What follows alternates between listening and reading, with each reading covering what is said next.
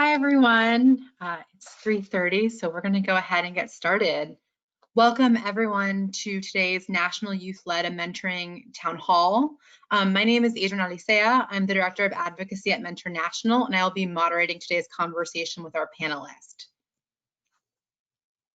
Really excited to have them and to have you all here today. As a note, we have live captioning available for today's webinar.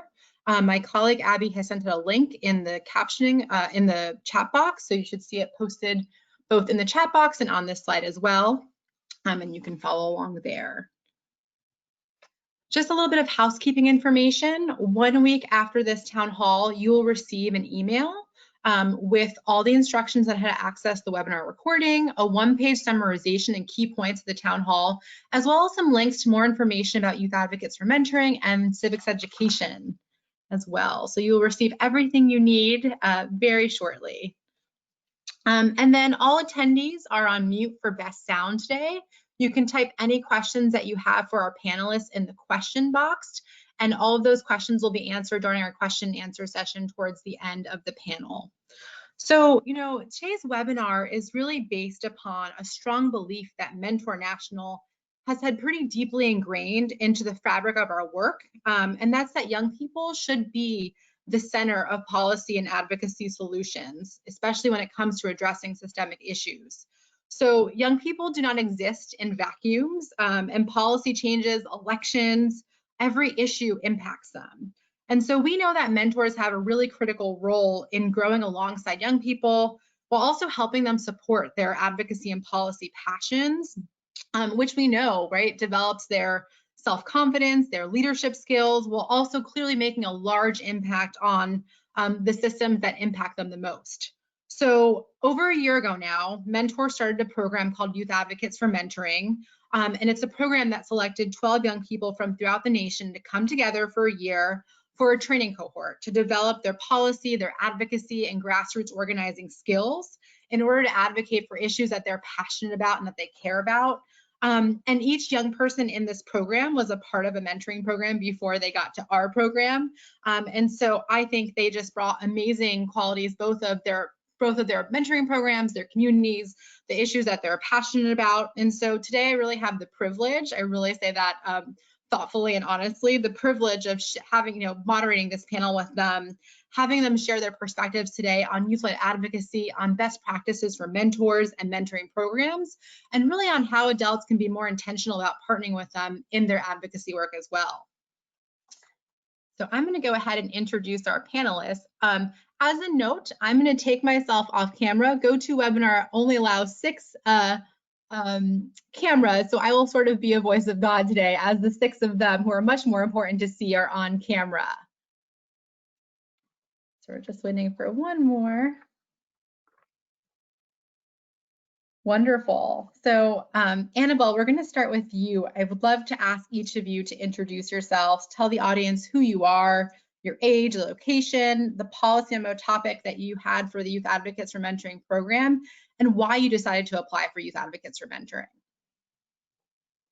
Thanks, Adrienne. Thank you guys all for joining us. So my name is Anabel Hernandez.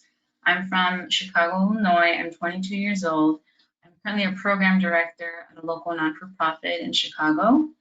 And my policy memo was about mental health care for low-income youth, so really for the underprivileged. I joined Youth Advocates for Mentoring because I really wanted to do more for the people that I grew up with, especially the families in the community I serve. But it really just allowed me to explore another avenue in advocating for their needs and enabled me to empower to do just that. So there's not many programs out there that really give the youth that platform to work on these issues that they feel is important or really give relevance to their passion. So I'm definitely honored to be a part of it. Thank you. All right, Grace. Hi everyone, my name is Grace Nguyen. I'm 17 years old and I'm from San Francisco, California. My policy memo was on higher education entrance support for first-generation college students, people like me who are applying to higher education.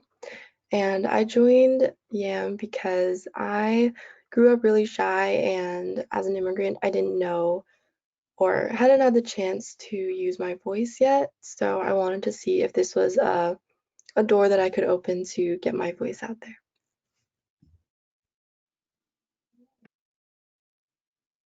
Hi everyone, my name is Ivette. I'm 21 years old. I'm based in Brooklyn and I go to Queens College. My policy memo was on providing quality education to English language learner students in public schools K through 12.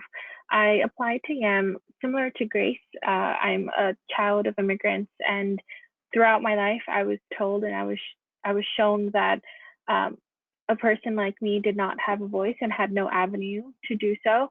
And so when I had the opportunity to join a program like YAM, I applied and here I am. Hey, hello everyone. My name is Kyndall Miller. I'm 17 years old and I'm from Covington, Kentucky. I go to high school as well. I'm dually enrolled in a community college. And my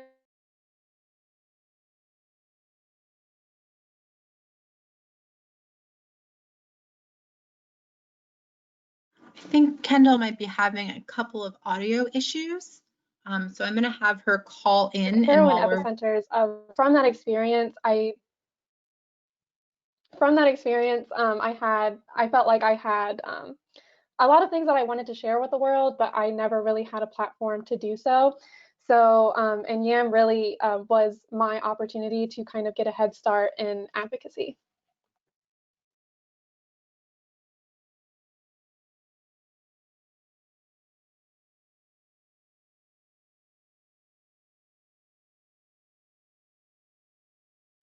Hello, my name is Mason Fairley. I'm 18 years old. I'm from Mobile, Alabama.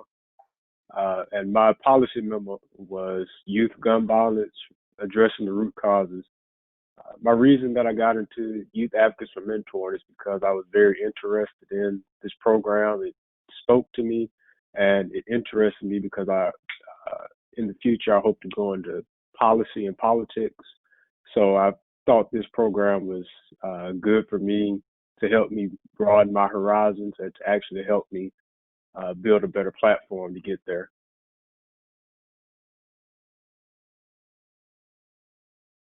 Hi everyone, my name is Tariq Brown. I'm 22 years old and I'm currently attending Old Dominion University, majoring in psychology. And my policy memo was hypermasculinity and mental health, stopping the stigma of low-income boys and young men. And I joined the program basically because, to gain a voice, I feel like my voice wasn't important. And I just wanted to, have people around my age, standing up for what they believe in. I know that joining this program could help me figure those people. Thank you everyone for introducing yourselves. I'm sure everyone in the audience is excited to learn more about all of you. So I'm going to start off and ask you a couple of questions that I would just like to note to the audience were actually generated by the youth advocates themselves. They wrote all of these questions. I just helped support some of them. So my first question for you today is, how can mentoring programs and mentors connect youth who are interested in advocacy with the resources they need to actually both develop and execute an advocacy plan?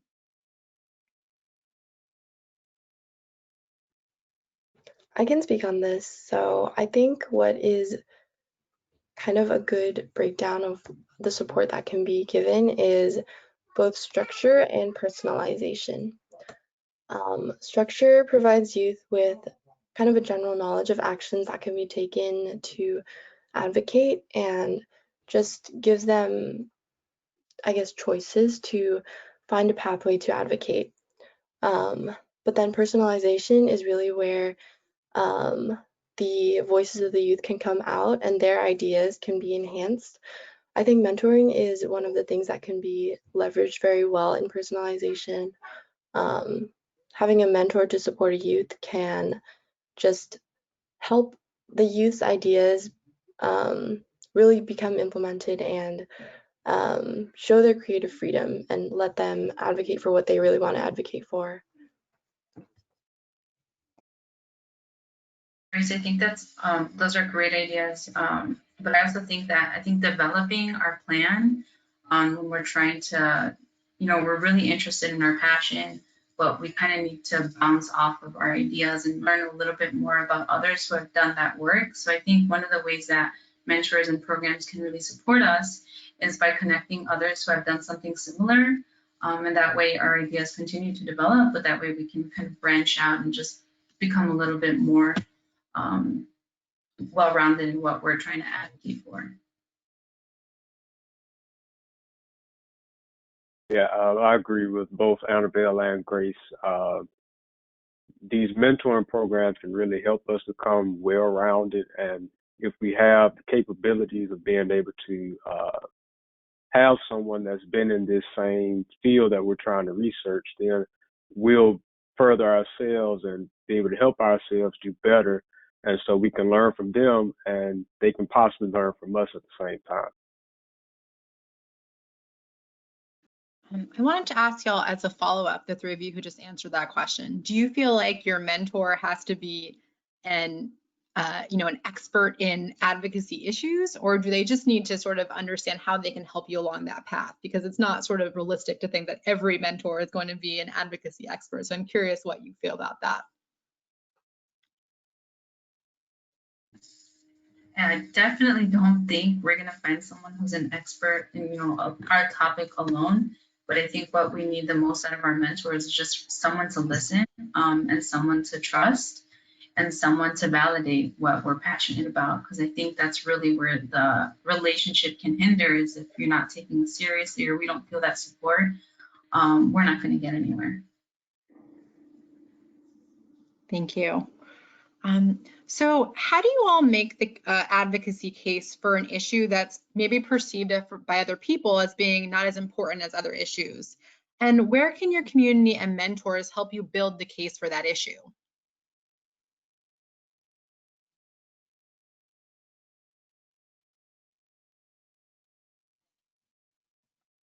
I would say if you believe in yourself and you believe in what you are trying to present to your community and the public as important, just keep pushing with it. Like, I was trying to figure out, like, how can my Black skin be affected by someone that's not Black? Like, how can they get involved in it without them feeling uncomfortable, like, or them feeling like this is not as important because I'm not that skin color? You just never know. Like, you can't assume. You just have to put out there what you know and what you can learn to receive in. And I could say just believe in yourself, honestly. Everyone is not going to always agree with what you got going on. But if you agree with what you got going on, you feel like you can make a big change in your community, why not pursue it? Why not push it out there? Why not? And it may not be as big in your community, but the next community may feel like it's a really big issue that they want to focus on. Or if there's not no communities in your area, another state might feel like, wow, we should really get on top of this. Like, that is really important in our community. We need to, connect with him. You just never know who's listening and who's willing to help you. I think that's really true, Tariq. I think there's also power in numbers. So when you have an advocacy case and you're passionate about it, and then you start relying on friends and others who have gone through similar things, I think that when you're trying to make the case for people in power or people that you're trying to partner with, definitely having that good network really does help. But then also just validating that you're part of that community, and how can what you're advocating for benefit them or benefit others who are struggling. Yeah, I think it definitely can be difficult to navigate in an environment where you feel like your advocacy may not, necessarily be supported. But one of my really big things that, I've learned in a policy that I've tried to adopt for myself in my own advocacy work is educate to advocate. That's what I always I repeat that in my brain because Tariq mentioned this, oftentimes certain topics can feel a little uncomfortable for some people, or they feel like they're not credited enough to have an opinion on said topic. So I feel like a very important tool is just talking about it, just, telling people the facts that, may not often be talked about. And I found that that has really helped me talk about, you know, my issue, since there's so much stigma surrounding addiction. So yeah. Yeah, thank you so much for sharing those answers. So I think this is the million-dollar question that adults everywhere are asking, and I'm really excited to hear the answer from all of you. How can adults check their own biases, opinions, and their own perspectives when it comes to supporting youth who are passionate about advocacy and policy?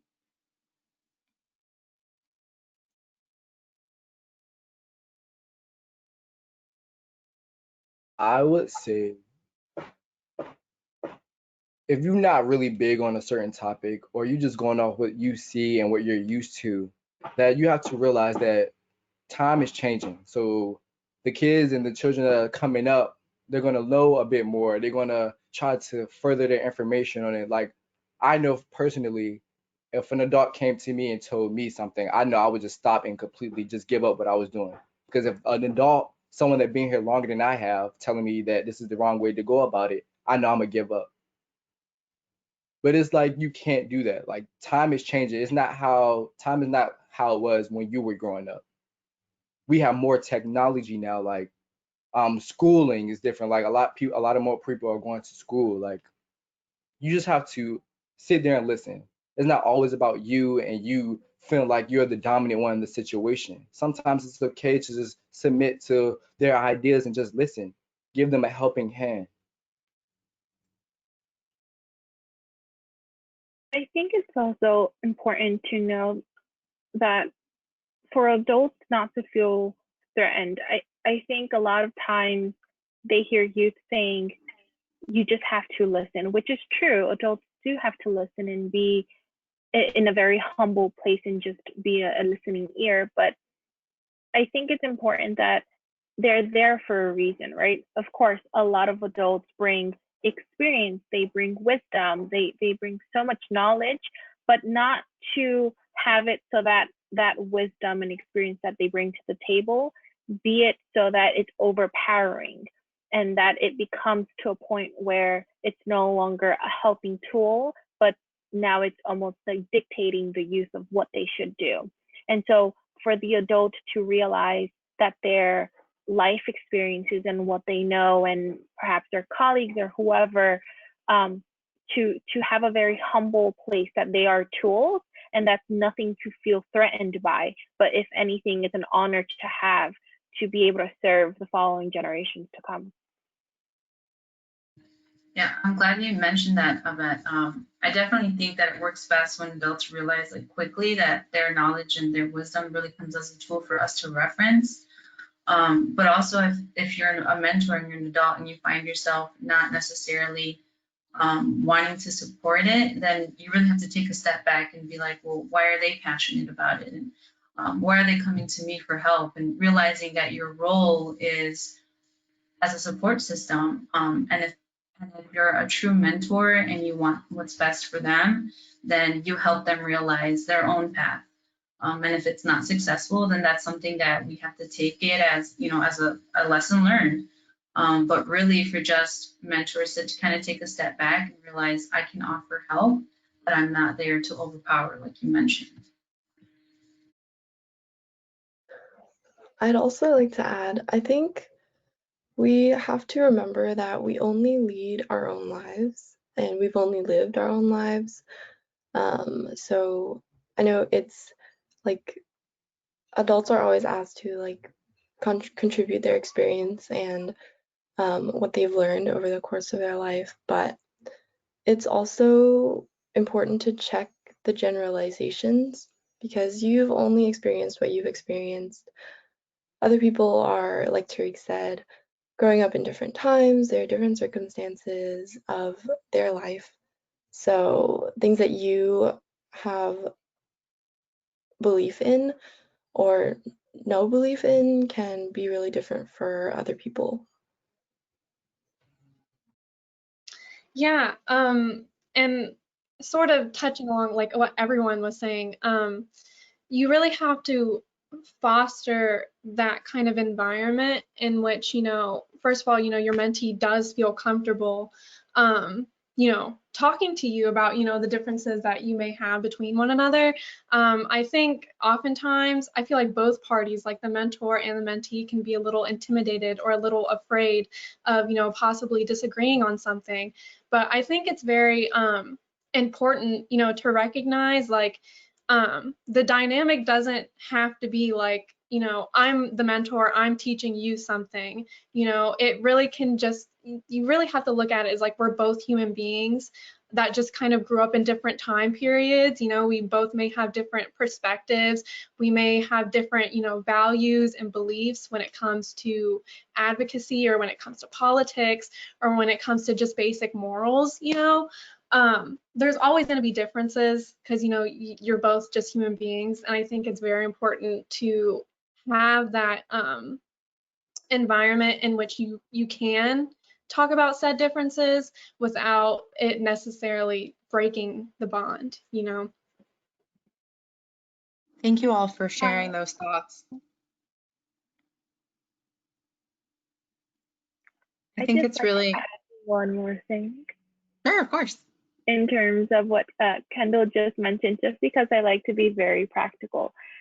When adults are meeting with youth, it's important to maybe just have a piece of paper or a journal and write down the moments when you are disagreeing, whether out face to face or in your mind privately, and see if you can determine different patterns or different things like that, where you can really go back to and tackle and get to the root of, because a lot of things, it's very hard to be aware of your personal biases and opinions if you don't try to keep track of them.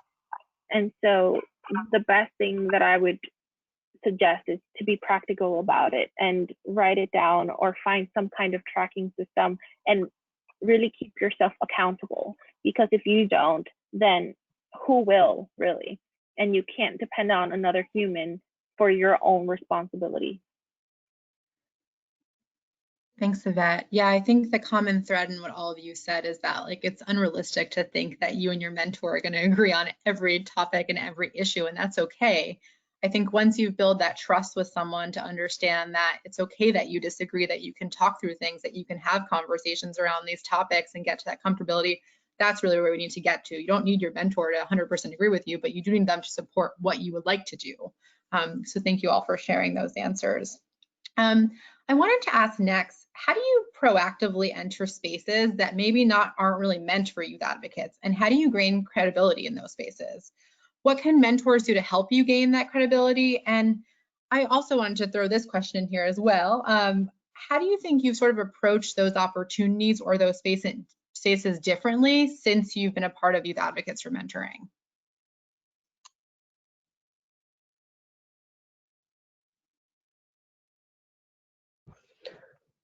I can say that I have definitely always been the type of person to make sure I'm prepared, even over-prepared. And I thought it was just a part of like my work ethic, but I think it's also a way that my position in society has conditioned me as a young person, as a person of color, as an immigrant. You have to show up over-prepared to kind of have that credibility. And it can be frustrating, but it is kind of the best way to make sure that people see you and like want to hear your voice, because if you are deeply educated on a topic that you're talking about and people realize, oh, they know more than I know on this topic, then they might be interested in listening to you. And then for mentors, I think it's important to make that space for people by just, like Anabel said, everyone said, stay engaged, like really listen, have that open ear to make sure that you're listening to their voice, and don't dismiss someone just because, they have lived less years on Earth, or maybe aren't as prepared as you expect them to be. Because something I've learned that's really important, intelligence comes in a lot of different forms. intelligence is not just one, like book smart, or they've done all this research in their lives. It's a lot of different ways that it can manifest. And I think it's just you have to almost practice to realize that. I definitely agree with you, Grace. I think for youth advocates specifically, the best thing is to be prepared. Just like you said, Grace, show them that you know what you're talking about, but also not to be afraid to say, hey, I don't know about that specifically, but I'll get back to you. And that key phrase is something that I've truly taken from youth advocates for mentoring, is not being afraid to not know, but not have it be seen or take it your own self as if it was a weakness, because it's not. We don't know everything. We're not all experts, and it's okay. Just to be able to acknowledge, it's all right, I'll get back to you, and actually go through with it. So if anything, it's reinforcing that advocacy, that passion that you have for the topic. In terms for mentors specifically to support youth advocates, same, just like Grace said, but also show youth advocates what they may not know. Unfortunately, young students, young people aren't shown how to navigate the business world, or aren't shown how to navigate the professional world, or these different fields and different scenarios. So prepare them according to what you know, not to necessarily mold them into what you think is right or wrong, but to just give them extra tools so that they can approach whatever scenario that they encounter the best way that they can.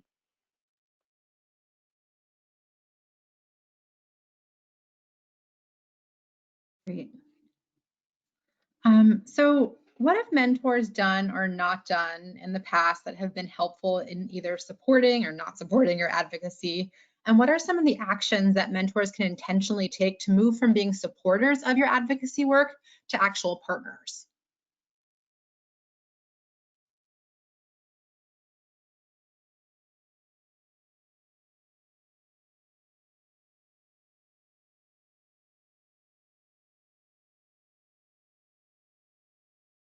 Grace or Mason, if you want to start with this question. I think what mentors have done for me in the past, and when I was writing my policy memo, I was able to actually get a lot of help from my mentor. We were able to communicate. He was able to give me some research that he did, and I was able to communicate some research that I did. And we put it together, and we figured out, okay, if we both go out and look for stuff, then we can help each other out. We can help each other find out what the right answer would try to be for this one situation. So it's more of a mutual relationship, if you get what I'm saying. We help each other out, so it's not just one-sided. He'll give me information, or she'll give me information, and I'll do the same. And so we try to help each other out. I think some actions mentors have taken to move from being supporters to partners. They can, like I said, help each other out with research. Try to get you in contact with people that may know more about the situation or more about what you want than they do. And so that can help you ask more questions to someone who's more knowledgeable in the situation. And so that'll get you a little bit farther. I can say that something that has been, I think, the most helpful for me, is that I was not confident in the issue that I wanted to advocate for. I was like unsure if people would be receptive to it, if people even saw it as an issue, if it really mattered. Because even though it was an issue that I experienced in my own life that I know the difficulties of, I don't know how that compares to difficulties of other people in the rest of the world. So I was really unsure and not confident almost in my advocacy in the beginning, but my mentor was really great in that he helped me streamline my ideas. He helped me like figure out exactly what I was advocating for and why it was important and how I could express that to other people, especially people who aren't like people like me who know the difficulty of figuring out the system of college applications and everything like that as a first generation student. He just believed in my ideas, and even when I didn't believe in myself, so that was really helpful and kind of pushed me to continue. I've also noticed that mentors who ask questions, that can be really helpful because there are two ways that I've noticed people ask questions. One is just like out of genuine interest, which is great because I mean, as an advocate, especially a youth advocate, you're always excited to like tell people about what you're like interested in, right? And there can be few chances to do that. So when somebody asks you, you really get to use your voice, and I think that is really helpful for your confidence and your, I guess, performance as an advocate. Secondly, people ask questions to kind of move along a conversation, and I think I've had a lot of these brainstorming sessions where a mentor just asks me a bunch of questions and then magically I figure out the jumble that has been in my mind, and their questions just help me realize what like my feelings are, why I'm feeling that way, and just really debrief and I guess understand the things that I'm going through. And for mentors or adults to move from being supporters to partners, I think like Mason said, one of the best things that adults can do is connect youth to like resources or other adults who are more who have more resources on the issue so that they can help us out, because it can be really hard for youth to find that pathway into making those connections with organizations and other groups, because it can be difficult to send an email and then kind of not gonna get a reply for months or something. So having that adult to connect to is really helpful. And really quickly, I just wanted to chime in. I think oftentimes mentors or older people, they might freak out once they hear like a young person is interested in doing advocacy work, not because they don't want them to, but because they have no experience with it themselves, so they may not know how to help. So what I kind of say to that is really what has helped me the most and in my own personal experience is having just a mentor there for reassurance. And that is like a huge thing. Like, I don't need you here to tell me all the answers and tell me what exactly I need to do. It's just the fact that I have somebody who's here to learn with me, so I'm not by myself in this process. And I think that is very important and such like a vital asset to have. So yeah. Thank you, Kyndall. So how do you all make the most out of your mentoring relationships? How do you define those terms with your mentor? And how are you able to do self-evaluation of what you need as a mentee? And how do you really communicate with that with your mentor? Sorry, go ahead. Go ahead. Ladies first. Okay. Well, I mean, there's really no perfect relationship, right? And that includes your mentor. And it's not something that you can go into and envision this is what it's going to be, because it's very much like a two-person relationship. And so I know from my experience with my mentor for youth advocates for mentoring, it was very much once I got to know them on a more personal level and got to learn about their experiences and what they've gone through, I was able to see what I wanted out of the relationship. And because it was so similar, to me, it was more of, you know, this is someone I can really rely on outside of just my advocacy work, which ended up strengthening how they supported me in my advocacy work. And so I really think that it comes down to, you One, how much are you willing to open up and be vulnerable with them if that's something that you're looking for? But also, what are they looking out for this relationship too? Because it's very much, we can't ask for more than they're willing to give, and we have to be mindful of that too. I was going to say, trust yourself, trust them. Like, I know it's not easy being able to open up someone, and everything don't always have to be business, business, and business. Like, be able to gain a relationship with them. And I feel like that was my best with my mentor, was gaining a relationship and being able to be vulnerable. Especially as a man, like, I feel like I'm not supposed to be vulnerable to everyone. So by me being able to do that shows like how much I'm trusting you and being able to open up and express how I feel and present to you issues that I don't know anything about. And just like what you guys were saying, just being able to learn with you and not being the only one learning. And what I would want from it is being able to, like, you just tell me what it is. Like, don't be around the bush. Don't feel like you're gonna hurt my feelings or sugarcoat anything. Just tell me what it is. That's what I appreciate the most. Like, I don't want someone to, oh well, this is how it's supposed to be. No, just tell me. Like, that's what I appreciate the most. You just being honest in yourself.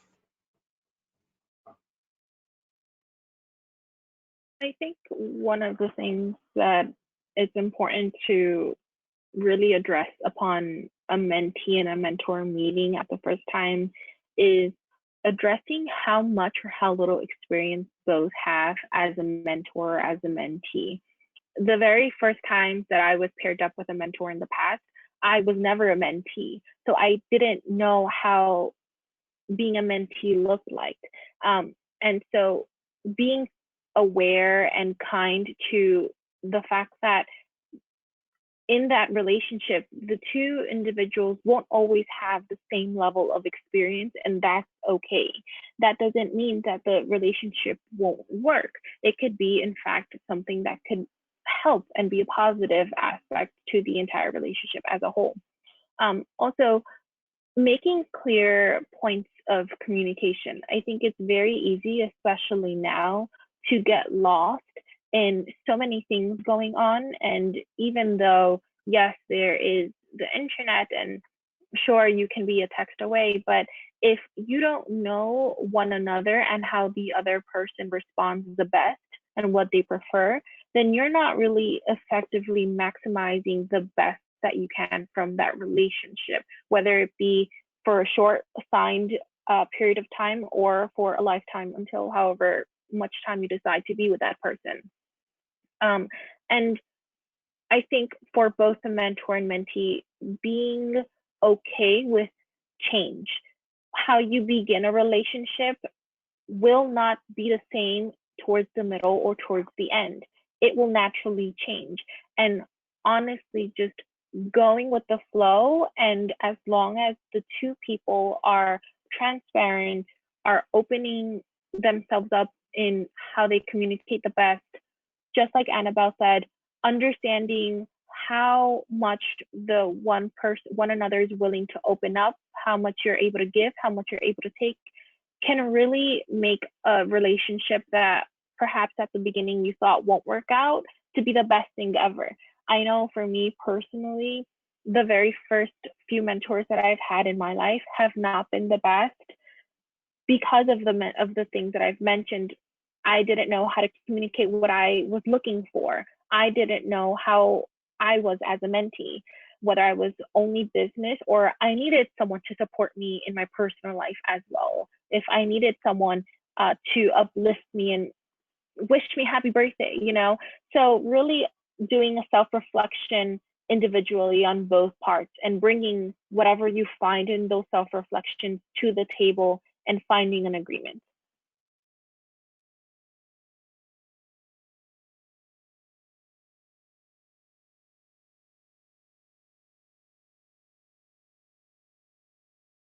Kyndall and Mason, I know both of you wanted to add something to this question. Just go ahead.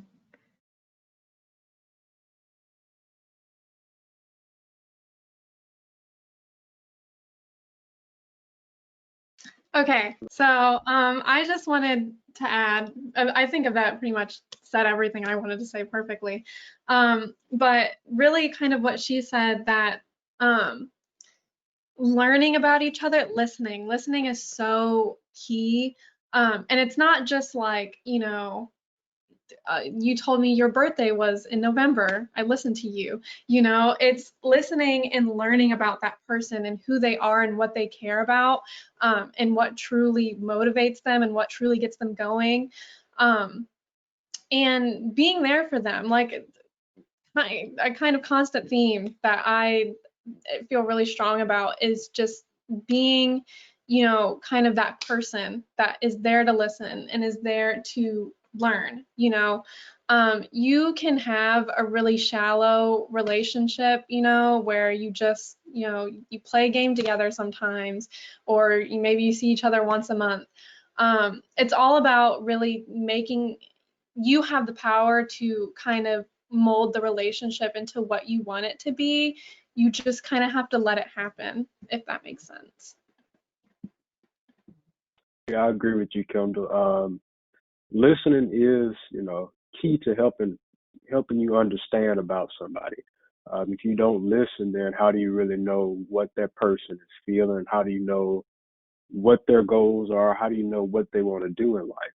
So if you don't listen to someone, then you won't, understand them. So understanding them, listening is the major key to being a mentor, because a young person like myself or like you all may have a serious question, or you may have something you want to ask them.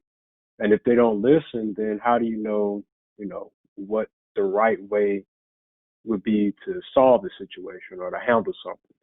So having a mentor that is there to listen to you and give you good advice is someone that you can keep around for a long time.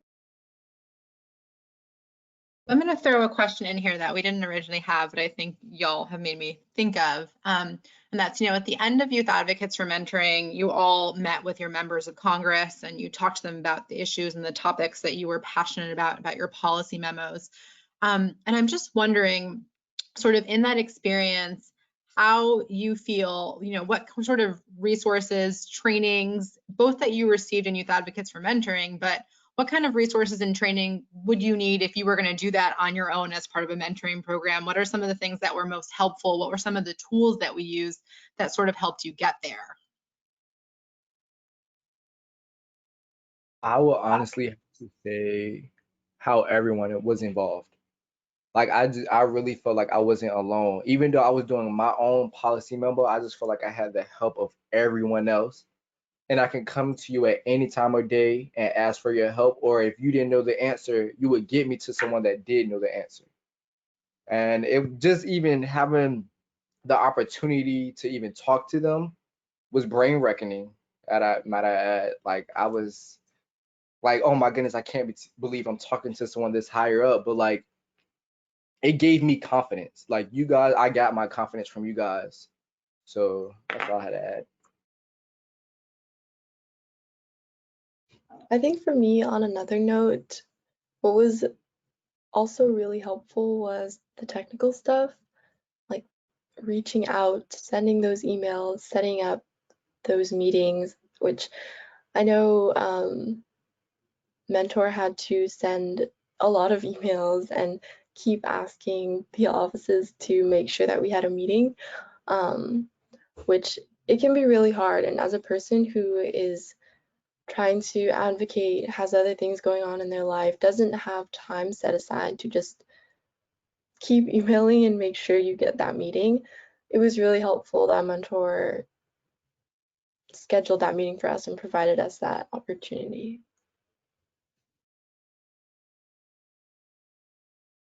I think also one of like the most important things that I learned from my entire experience with YAM and presenting to my congressional representatives was that these people that I think these legislators, these lawmakers, these policymakers, at the end of the day, they're just people. Like they're not these super ambivalent, high up creatures that, you know, I don't know how to talk to. These are just human beings, you know, and there's really nothing to be intimidated by. Like the whole experience, I know we were all just like, ah, we can't do this, no. But like at the end of the day, you know, these are just people. And I think that kind of realization, I think really just helped us, you know, realize we can do this, you know. Yeah, and I will say to folks who are interested in you know, helping their mentees set up meetings with elected officials and have talking points and resources. Mentor has all of those resources available around these things. And so we're here to serve as a resource and help you as you're coaching your mentee through any of this kind of work as well. And of course, scheduling one congressional meeting is a lot easier than scheduling 18 of them. So I want to make people aware of that, I promise you it's a little bit easier when it's a smaller scale. So for my last question, I'd love for all of you to answer this one. It's what keeps you energized and in the fight? What do you do to take care of yourself? And how can your mentors actually support you when you're feeling past the point of exhaustion?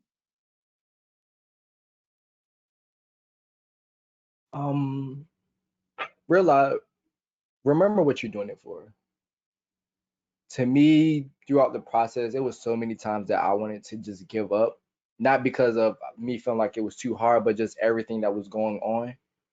But I had to not be selfish. That's what kept me energized, was remember who I'm doing it for. It's like my age when I was younger, 5, 6, 7 years old, and just me feeling like I was alone. Like I shouldn't be that young feeling like I'm alone in this world. So that just kept me energized, remembering what I was doing it for. And then it was some points when I just felt like I can't do this no more. I would just reach out, just explain your situation, and they will understand. Like having someone to talk to about what's going on just felt amazing. Like even if you didn't say anything back, as long as you were just there listening to me tell you about all my problems, that's all I need. I think that what goes along with that too, Tariq, is having your mentor kind of remind you why you started too. Because when you are in the process and you're doing all this research and you're doing emails and you're just trying to figure out what you're doing and you're like, I don't even know if I can get to that point of completion, just looking back and be like, this is where I started and I've made it so far. Because it's so easy to just get burned out with everything else that's going on.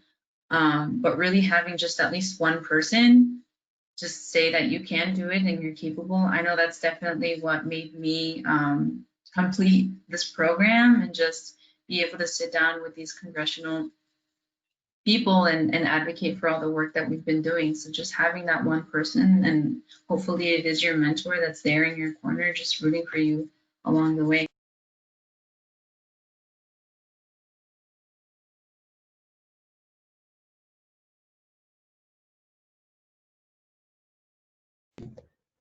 Maybe to change it up a little, I know definitely like remembering who you're doing it for, why you're doing it is a really important way to recenter yourself. But I know advocates are people who take on a lot of mental burden. Sometimes it's because of your sense of justice and just empathy and your morals, right? Like sometimes you feel like you have to fix the world almost. Like you feel like, wow, I really want to like make everything better, but seeing all the stuff around you, it's hard to wrap your head around like what you're actually there to do, and sometimes it can be a lot. So honestly, sometimes I just try to find a way to step away from it, which of course you have to go back, you have to recenter yourself the way Tariq and Anabel said, but stepping away from it can give you time to just go back into it with a fresher mindset and just more invigoration. Like it is a privilege to even be able to step away from an issue because you don't have to worry about it 24/7, or you are not living it. But there's this phrase, you choose happiness, and sometimes it is really helpful for me to just find 20 minutes to put down my phone, everything that is yelling at me to like take on this mental burden, that there are issues, that you have to speak up, and just like take a nap. So I think stepping away for just a little bit can help a lot, just as long as you make sure that you have that motivation to, after, recenter yourself and make sure that you're on that path in an even stronger way. Yeah, I agree. What really keeps me energized and in the fight, it goes along with what Tariq said. Tariq said, know who you're doing it for, and also know why you're doing it. If you don't have a purpose for doing it, then I wouldn't, do it. But if you really want to make a change and actually, stay in the fight, then I say go for it. Go all in for it. And I'm the type of person that would, certain points I would say, you know what, it's probably not worth it. But then when I come back and I see all of you, and then I see all the people that I want to help, I'm like, you know what, it's worth doing it, because it's not about me, it's about who really needs the help. And it's people like me in my community, people, like you all. So if, we say, let's just give up now, then change will never come. So if we want change, like President Obama said, if we want change, then we need to go out and seek it and bring it ourselves. So we should, keep this energy that we have, find it within ourselves as well. We can't just sit around and say, no, it's not, we can't do that. We have to keep telling ourselves, yes, we can do that. We will do this, and we're going to find some way to get it done. Yeah, it's crazy. I think Grace really hit the nail on the head for me, because I really was gonna say the exact same thing. Oftentimes, and I feel like my colleagues can kind of relate to this, I felt like if I wasn't like constantly like working on my policy memo and constantly like doing everything that I could, I felt guilty. I felt like I wasn't credible enough to do this. I felt like I wasn't the person who should be doing this. I was like, oh gosh, I'm going to misrepresent everyone. I don't know what to do. I'm going to make myself look dumb. I'm going to make myself look stupid. And once you start feeling like that, that's really, it's okay to take a step back. It's okay to recognize, like, all right, this is hard. I am only one person and I can only do so much in one day, and I feel like recognizing that doesn't make you a less credible advocate. I think it makes you human, as we all are. And I feel like that's so important to just remember that you are human. You are one person fighting for so many people, and it's okay to just take some time and just take care of yourself.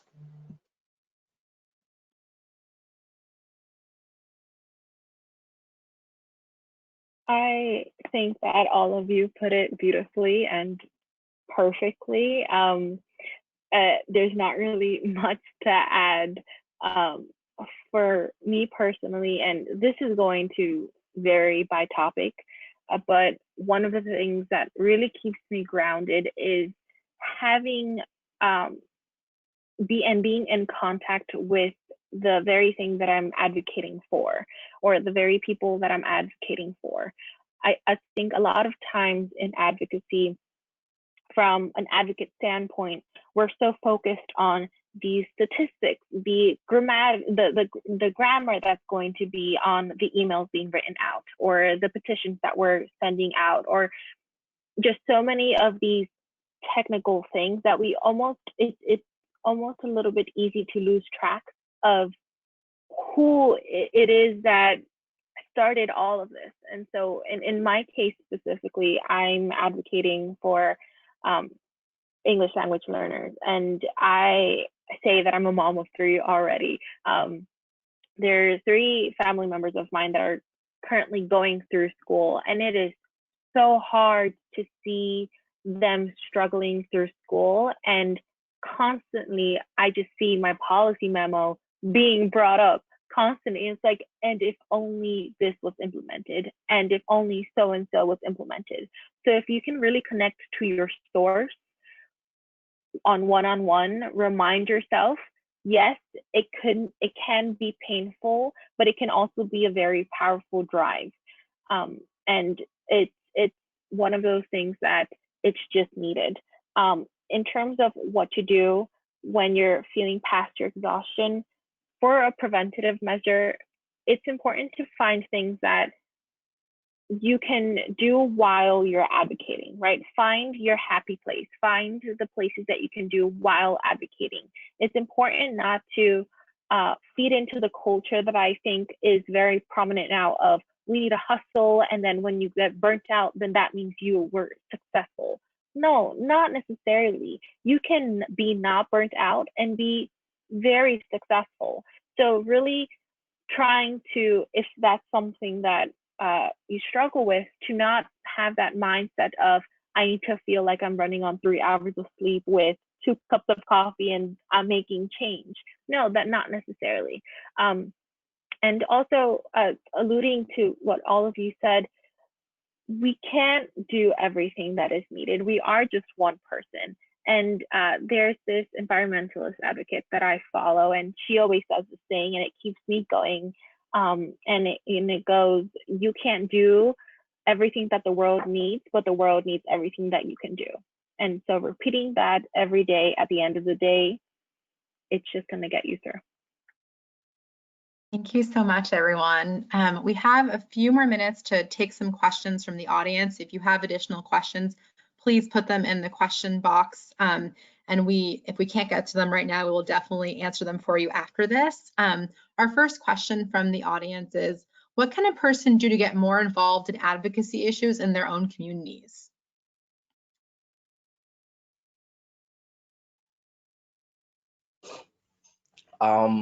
For me, for an example, I want to help reach out to Black young men and boys. So what I did was went to my local Boys and Girls Club and got a job there. I told my boss what I was looking to do, what I'm in school for, and she helped me not basically create my own program because it takes steps to do that, but she helped me like start it off. So it's all about speaking what you want to do and going about in the community and doing it. I think something more general is that you have to speak to your community, the community that you want to serve. You have to get to know them and really know what it is that they're struggling through, what it is that they feel they need, because you don't want to misrepresent or advocate in a way that they don't need. All right, we have another question from our audience, and they are looking to find out, what do you think will help organizations who want to start youth action boards or youth advocacy boards? What will help the organization really show youth the value of participating in an advocacy board? And what would what would keep you showing up to that meeting if it were you who had to attend it? I think for sure just being transparent. And so if they really are trying to make sure that they have youth voice incorporated into whatever they're trying to do, then that should be transparent from the start, so that you can feel, okay, they actually value what I have to say and they're going to take it and actually do something with it. It's not going to be lost, and it's not going to be, fall on deaf ears, because that's what youth feel all the time is we say things and then it's not credible because we think we're so young. So I think as long as they're transparent with what the goal is from the beginning, and they bring you along the way and show you what they've done with what you've contributed, I think that would definitely help.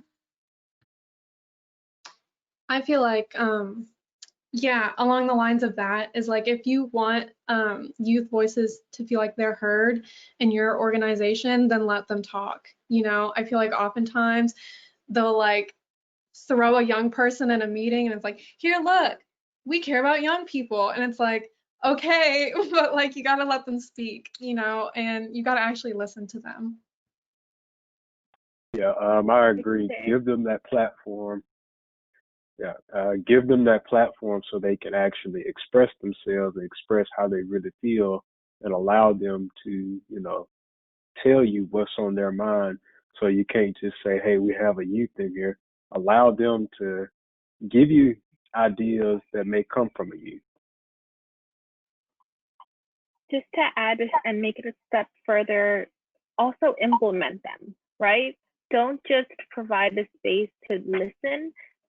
Listening not only comes from hearing, but also actionable items as well. So if a youth advocate, or if you bring on youth into your organization and they're giving you a plethora of ideas, you can't just not implement them or show them that you're trying to work with them, because then it's like, then why did you invite me here in the first place? I could have just told you this through an email if you didn't really care. And so it's showing that transparency that Anabel mentioned, and showing that you care through actually working with them and being partners. Thank you, Ivette, and thank you to all of our panelists. It's 4:30, so I want to be respectful of everyone's time today. But I do want to say, if you are interested in reaching out to any of the panelists, please email me. I'm aalisea@mentoring.org. I'm happy to connect you with any of our panelists after this conversation. And I just wanted to remind folks that we have 6 other state-specific town halls. So if you are either from any of these states or know folks who are interested in attending, please feel free to register. They are very much focused on some state-specific youth advocacy initiatives in those places. Again, thank you all so much, youth advocates, for being on this panel. Thank you to the audience for listening to their incredible voices. Thank you just again for joining today, and I hope you have a wonderful rest of your week. Please know that we are here as resources on advocacy, on policy, on any questions that you have in this space. And so we're just happy to help. And thanks so much again. Take care, everyone. Thank you.